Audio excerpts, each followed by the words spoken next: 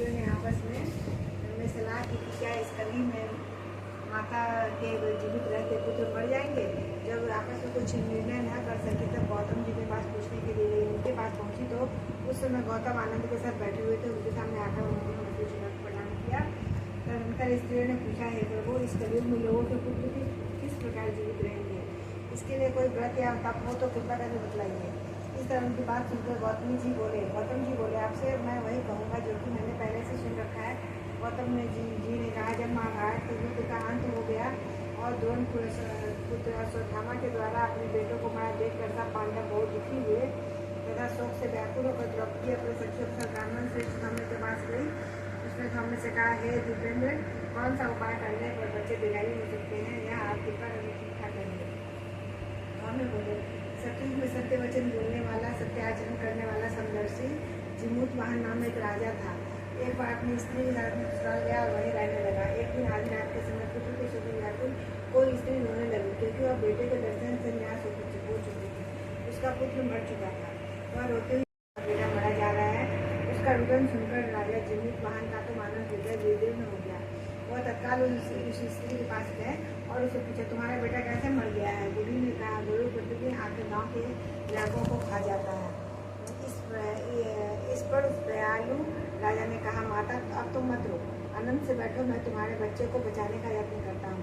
ऐसा कहकर राजा उस स्थान में पहुँच गए जहाँ गुरु आकर प्रतिदिन मांस पड़ा और मांस खाने लगा। जब अतिशय तेजस्वी गरुड़ ने राजा का बायां अंग खा लिया तो झटपट राजा ने अपना दाहिना अंग फेंककर गरुड़ के सामने कर दिया।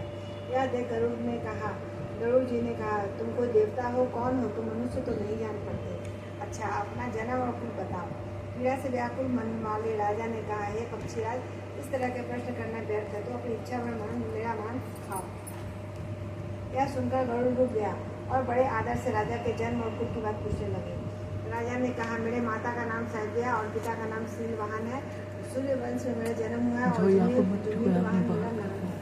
राजा की दयालुता पक्षीराज, यदि आप मुझे वर दे ही रहे हैं तो यह अमृत लाकर उन्होंने उन मनुष्यों को हड्डियों में बसाया। ऐसा करने से सब लोग जीवित हो गए जिनको पहले गरुड़ ने खाया था।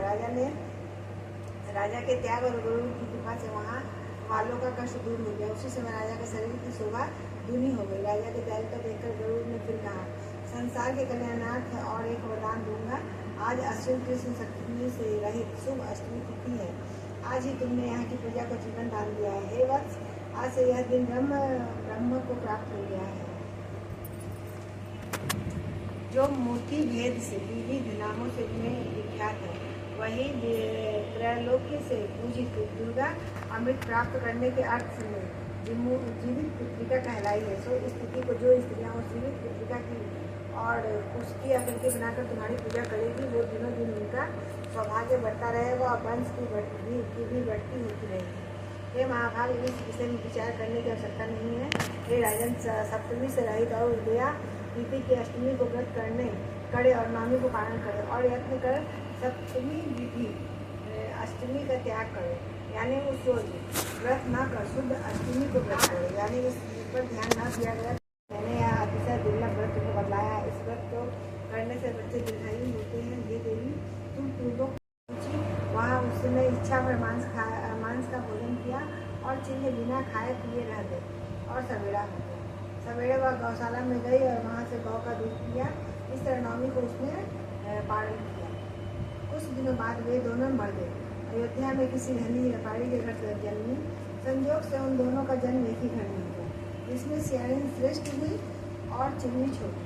वे दोनों सभी शुभ लक्षण से युक्त थे। बड़ी लड़की काशीराम और छोटी लड़की उसके मंत्री लोग ब्याही हुई। यह सुनकर राजा ने उन मंत्री के पुत्रों को मारने के लिए कई प्रकार के उद्यम किए, पर मंत्री पत्नी ने जीवित पुत्रिका के पुण्य बल से बचा लिया। एक दिन राजा ने आदमियों से उन पुत्रों का सिर काटकर पिटारी में रखवाया और पिटारी उनके पास भेज दिया, किंतु व्याकुल से बेश कीमती जवाहरात हुए और माता के प्रताप से भले चंगे हुए 8 लड़के अपनी माता के पास चले गए। सब उनको जीवित देखकर राजपत्नी को बड़ा विस्मय हुआ। अंत में मंत्री की पत्नी के पास आई और पूछा, हे बहन, तुमने कौन सा पुण्य किया है जिससे बार बार मारे जाने पर भी तुम्हारे पुत्र मर जाते हैं? हे रानी, अब तुम भी उस जीवित पुत्रिका के व्रत को करो तो तुम्हारे बेटे दीर्घायु होंगे। मैं तुमसे सच सच कह रही हूँ। उसके कथा अनुसार आने नहीं व्रत किया तो उसके कई बेटे सुंदर और दीर्घायु होकर बड़े बड़े राजा हुए। सूत जी भी कहते हैं कि सब प्रकार का आनंद देने वाला यह दिव्य व्रत करे। इति श्री जीवित पुत्रिका व्रत कथा